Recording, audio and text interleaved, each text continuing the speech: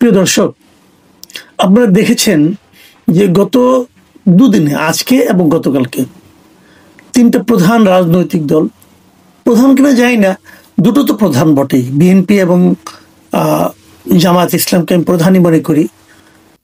General Waker হাত জোড় করে শীর্ষ রাজাকার পুত্র গোলাম আজমের পুত্র, কি যেন ওইটা আমাদের যে গামসা ভাই, যাই হোক আপনারা জানেন, সেই আজমি, ব্রিগেডিয়ার আজমি, সেই আজমির কাছে বলছেন যে স্যার আমাদেরকে মাফ করে দেন, আমার অফিসারদেরকে আপনি জেলে দিবেন না।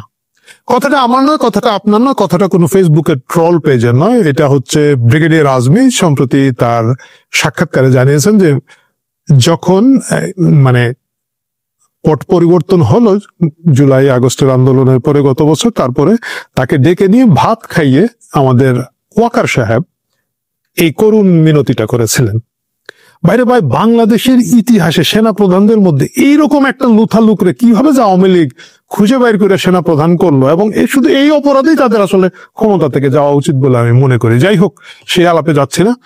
এই হচ্ছে অবস্থা। সম্প্রতি আমরা জানি যে এই কয়েকজন সেনা অফিসার, সিনিয়র জেনারেল এবং ব্রিগেডিয়ার জেনারেলদেরকে আমরা দেখতে পেলাম যে আদালতে হাজির করতে তারা বাধ্য হলেন, যেটা হচ্ছে আমাদের আন্তর্জাতিক যে অপরাধ ট্রাইব্যুনাল আছে সেখানে আনতে। অনেকদিন ধরে এটা নিয়ে একটু কথাবার্তা হচ্ছিল।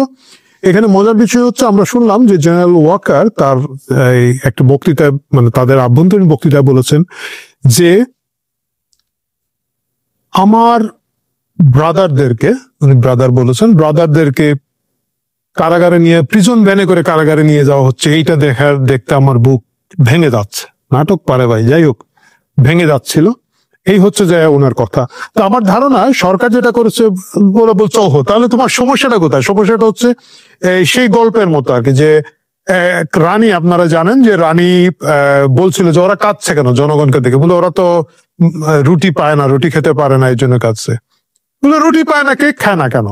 তো একইভাবে ডক্টর মোহাম্মদ ইউনূসের সরকার যেটা করেছে, বলো তোমার সমস্যা তাহলে হচ্ছে প্রিজন ভ্যানে। ওকে, ঠিক আছে, তোমার জন্য একটা নীল প্রিজন ভ্যান না দিয়ে একটা শীতাতপ নিয়ন্ত্রিত আমরা একটা নতুন প্রিজন ভ্যান দিলাম, সবুজ রঙের, সেটার মধ্যে বাংলাদেশ কারাগার লেখা, এবং সেটাতে করেই আসো, তাহলে তো তোমার প্রবলেম সলভ করে দেওয়া হলো। এবং ডক্টর মোহাম্মদ ইউনূস এটা খুব ভালোভাবে খেলেছেন। জোক অ্যাপার্ট, আমাদেরকে এই কথাটা মানতেই হবে, এই প্রথমবারের মতো সেনাবাহিনীর ভিতরে যারা আছেন, যারা সবসময় ভাবতেন যে উর্দি পরা অবস্থায় থাকলে তাদের সকল ধরনের কর্মকাণ্ড জায়েজ হয়ে যাবে, সেটা আর হবে না। এই একটা চ্যালেঞ্জ ডক্টর মোহাম্মদ ইউনূস এবং তার সরকার নিয়েছেন। আমি এটার জন্য তাদেরকে ধন্যবাদ জানাই, অভিনন্দন জানাই, কারণ এটা প্রয়োজন আছে।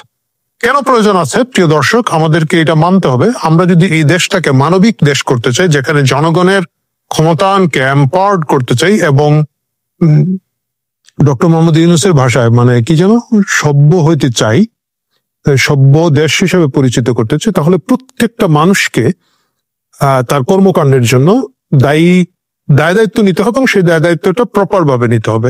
আপনি ধরেন যে কাণ্ডটা বাংলাদেশে হয়েছে, যে যদি কোনো স্পেসিফিক প্রফেশন আপনি থাকেন, আপনি বিচারের ঊর্ধ্বে থাকবেন, এটা কি কোনো মানবিক রাষ্ট্র গঠন করা সম্ভব না। প্রত্যেকটা মানুষকেই ন্যায় বিচার পাওয়ার অধিকার আছে, এবং প্রত্যেকটা মানুষকে বিচারের মুখোমুখি করার জন্য আমাদেরকে চেষ্টা চালিয়ে যেতে হবে। এই চেষ্টার একটা বড় উদ্যোগ হচ্ছে এই প্রথমবারের মতো বাংলাদেশ স্বাধীন হওয়ার পরে আমি মনে করি যে সেনা উর্দি পড়লেই আপনি বিচারের বাইরে থাকবেন, ঊর্ধ্বে থাকবেন, সেটা না, আপনাকে সিভিল প্রশাসনের বিচারের মুখোমুখি হতে হবে। এটার জন্য আমি ডক্টর মোহাম্মদ ইউনূসকে এবং তার সরকারে যারা এই শক্ত স্ট্যান্ডটা নিয়েছেন তাদেরকে ধন্যবাদ জানাতে চাই। ধন্যবাদ জানানোর পাশাপাশি আমার এখন একটা প্রশ্নটা হচ্ছে, এই যে বিচার প্রক্রিয়াটা শুরু হচ্ছে এবং এইখানের মধ্যে যে যুক্তিতে এদেরকে বিচার করা হচ্ছে, এই যুক্তিতে যদি তারা অপরাধী হয়ে থাকেন, তাহলে জেনারেল ওয়াকারের কেন বিচার হবে না? কেন তিনি এই সুপ্রিম রেসপন্সিবিলিটিটা নেবেন না? এই প্রশ্নটা আমার মনে হয় যে এখন তোলার সুযোগ এবং সময় এসেছে।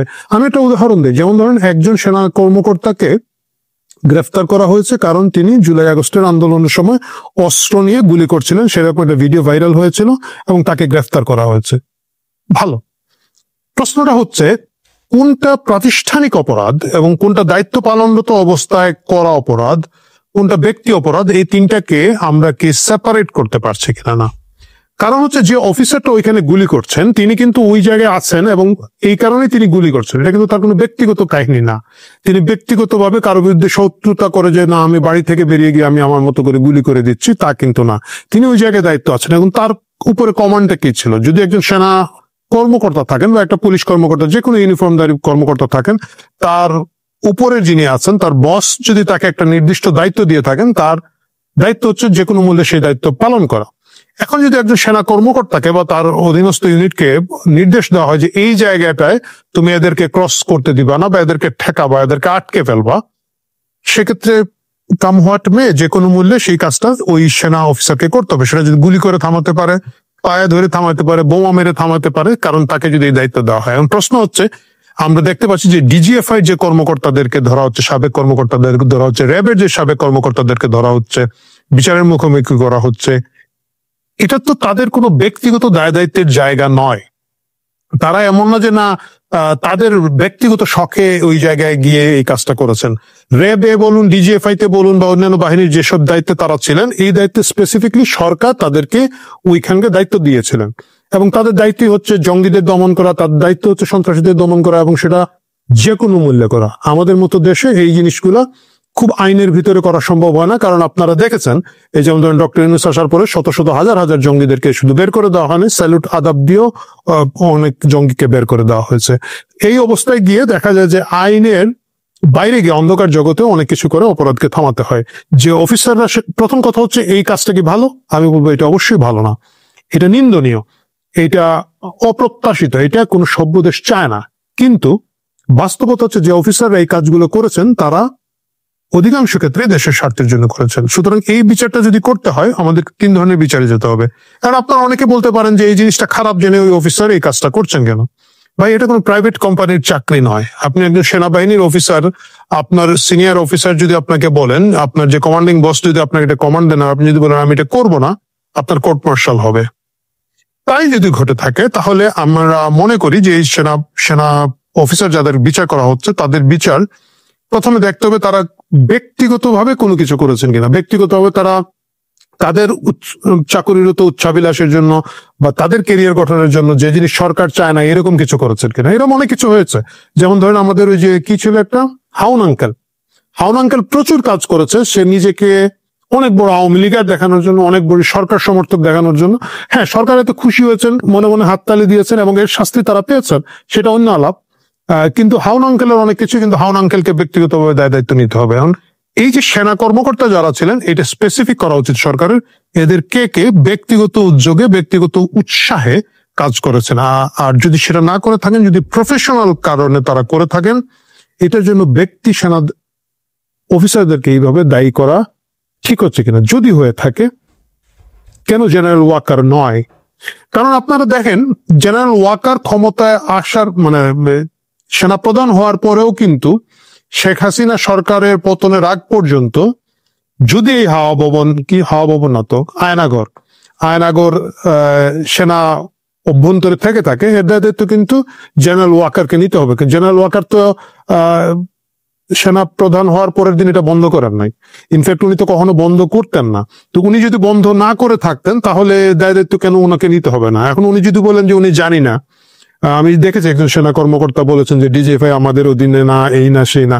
একটা ঢাকা ক্যান্টনমেন্টের ভিতরে বা তার সংলগ্ন এলাকায় এইরকম কিছু ঘটবে এবং সেনাপ্রধান সেটা জানবেন না, সেটাও তো তার একটা অযোগ্যতা। সুতরাং আমরা জানি, এবং যদি তারা নাও জেনে থাকেন, পরবর্তীতে গুম কমিশন যে কথাটা বলেছেন যে তারা যখন এই কি যেন আয়নাগর গুলো খুঁজে খুঁজে বের করছিলেন, তারা অভিযোগ করেছেন যে অনেকগুলোই অল্টার করা হয়েছে, এগুলার দেয়াল ঠিক করা হচ্ছে, রং করা হচ্ছে, বিভিন্নভাবে এগুলাকে নষ্ট করে ফেলা হচ্ছে। এই যে নষ্ট করে ফেলা, এটা কি জেনারেল ওয়াকারের সম্মতি নির্দেশ এগুলোর বাইরে হয়েছে? হয় নাই। যদি তাই হয়ে থাকে তাহলে সরকারকে অবশ্যই আমি মনে করি যে সেনাপ্রধান জেনারেল ওয়াকারেরও একটা বিচারের প্রস্তুতি তাদের নেওয়া উচিত। দায় দায়িত্ব সুপ্রিম কমান্ডার হিসেবে জেনারেল ওয়াকারকে নিতে হবে এবং সেটা দেওয়া উচিত। যদি সেটা না দিয়ে থাকেন, আপনারা শুধুমাত্র এক ধরনের আত্মতৃপ্তি পাবেন যে কয়েকটা ব্রিগেডিয়ারকে, কয়েকটা কর্নেলকে, কয়েকজন মেজর জেনারেল জেলে ঢুকালাম, পিটাইলাম, মারলাম। এতে আলটিমেটলি মানে যে জিঘাংসা এবং প্রতিহিংসার রাজনীতি ডক্টর ইউনূস শুরু করেছেন সেটাকেই আরো বেশি প্রতিষ্ঠিত করবে। লং রানে কারো সুবিধা হবে না, কারণ কোন লোক যদি তার দায়িত্বের অংশ হিসাবে কোনো কিছু করে থাকেন এবং তার জন্য যদি তাকে ব্যক্তিগতভাবে ভুগতে হয়, আগামীতে প্রতিষ্ঠান চালানো মুশকিল হয়ে যাবে। আগামীতে ধরেন কেউ ডিজিএফআই এর দায়িত্ব নিতে চাইবে না। ধরেন আমি একজন সেনা অফিসার, আমাকে বললেন যে ভাই আপনি ডিজিএফআই এর এই দায়িত্ব নেন, বা আপনি রেবে গিয়ে ওই রেবের ডিজি দায়িত্ব নেন। ভাই আমি এই দায়িত্ব নিব কারণ সরকার আমাকে দিবে, আমি 1 বছর পরে সরকার বদল হলে তো আমাকে জেলে যেতে হবে। Why should I take this risk? আমি এইটা নিব কেন? এইভাবে তাহলে প্রতিষ্ঠানটিকে রাখা মুশকিল হয়ে যাবে। জিনিসটা ভেবে ওইভাবে যদি ডক্টর মোহাম্মদ ইউনূস এবং তার সরকার স্টেপ গুলা নিয়ে থাকেন, ব্যক্তিগত জিজ্ঞাসার ঊর্ধ্বে প্রত্যেকটা প্রতিষ্ঠান প্রত্যেকটি ব্যক্তিকে তার কৃতকর্মের জন্য অবশ্যই দায় দায়িত্ব নিতে হবে, এবং সেই দায় দায়িত্ব নেয়ার ব্যাপারটাই যদি তাদের সৎ উদ্দেশ্য হয়ে থাকে, আমি বিশ্বাস করি এবং সেই সম্ভাবনা পরিষ্কার যে জেনারেল ওয়াকারকেও একদিন তার কর্মকাণ্ডের জন্য জবাবদিহি করতে হবে। দুই পাশে, এই পাশে তো আছে এবং অন্য পাশেও আছে, আপনারা সকলেই জানেন। তাকেও একটা নিয়মতান্ত্রিক সরকারের কাজ যখন তাকে দায়িত্ব দেওয়া হয়েছিল, তিনি কেন সেই কারফিউ বলবৎ করেন নাই, কেন তিনি সেই বেড়া খুলে ব্যারিকেড খুলে, আমি আপনাদের ভাষাতেই বলি, ব্যারিকেড খুলে ঢাকায় বাইরে থেকে আসা হাজার হাজার লোককে ঢোকার সুযোগ করে দিয়েছিলেন, কেন 5ই আগস্ট তার নেতৃত্বে তার ইউনিফর্ম পরা সেনাবাহিনীর লোকজন বিভিন্ন জায়গায় ভাস্কর্য ভেঙেছিলেন এবং মুক্তিযুদ্ধের জিনিসপত্র গুড়িয়ে দিয়েছিলেন, কেন তিনি যখন বাইরে মব হচ্ছিল, সন্ত্রাস হচ্ছিল, তিনি কেন বলেছিলেন যে সব দায়িত্ব আমার, বলার পরেও তিনি এবং তার সেনাবাহিনী চুপচাপ থেকে অনেককেই ভুগতে দিয়েছেন। এই জিনিসগুলোতে তার হয়তো আগামীতে বিচার হবে, কিন্তু এই বিচারটা যদি ডক্টর মোহাম্মদ ইউনূসের সময় শুরু হয়, তাহলে যে কজন সেনাবাহিনীর মধ্যম সারির বা সিনিয়র অফিসারদেরকে তিনি এখন বিচার করছেন, সেই বিচার প্রশ্নবিদ্ধ হবে না। অন্যথায় এটা তার অন্যান্য বিচার ব্যবস্থার মতো আর একটা তামাশা হিসাবে থাকবে এবং দীর্ঘমেয়াদে প্রতিষ্ঠানগুলোর ক্ষতি করবে বলে আমার বিশ্বাস। প্রিয় দর্শক, ভালো থাকুন। অন্য প্রসঙ্গ নিয়ে আরেকদিন কথা হবে, ততক্ষণ পর্যন্ত যুক্ত থাকুন।